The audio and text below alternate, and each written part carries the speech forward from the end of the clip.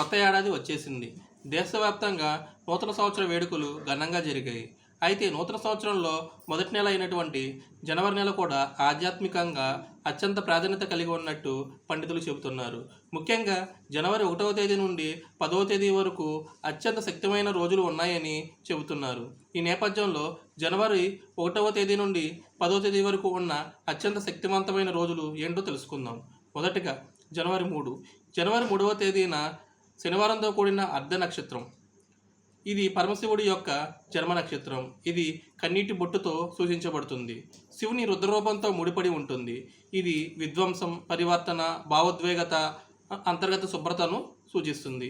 ఈ రోజున శని ప్రభావంతో ఏలినాటి శని కారణంగా ఇబ్బంది పడుతున్న వాళ్ళు, విద్య, ఉద్యోగం, వివాహం, గృహ నిర్మాణంలో ఇబ్బందులు ఎదుర్కొంటున్న వారు ఈ రోజున శనికి తైలాభిషేకం చేయడం, శివునికి రుద్రాభిషేకం చేయడం అత్యంత శుభప్రదం.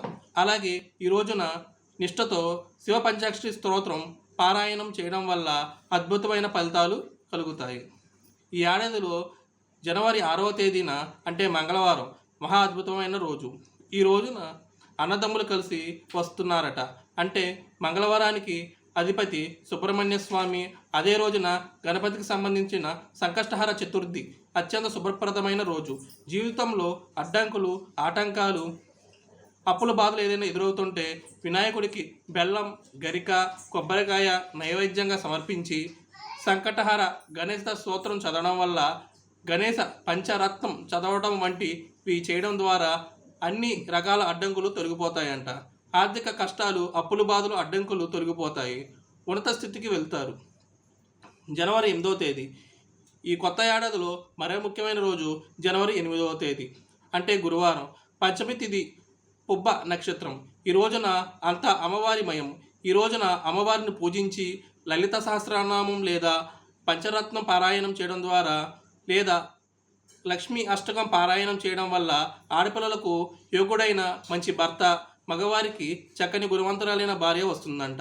అలాగే ఇప్పటికీ వివాహమైన వారికి వైవాహిక జీవితం అద్భుతంగా ఉంటుందంట. అఖండమైన అద్భుతమైన ఫలితాలు ఈ రోజున కలుగుతాయి. జనవరి 9.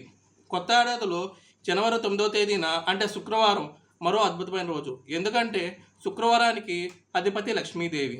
అలాగే ఈ రోజున కుబేర నక్షత్రం ఉంది. కాబట్టి ఈ రోజున లక్ష్మీ కుబేరులు కలిసి వస్తున్నారు. ఈ రోజున కుబేరుడి 108 నామాలు పఠించడం, అలాగే లక్ష్మీదేవికి అష్టకం చేయడం, కనకదార స్తోత్రం చదవడం వల్ల డబ్బు, ఆర్థికపరమైన విషయాల్లో అఖండ ప్రాప్తి కలుగుతుందని పండితులు చెబుతున్నారు.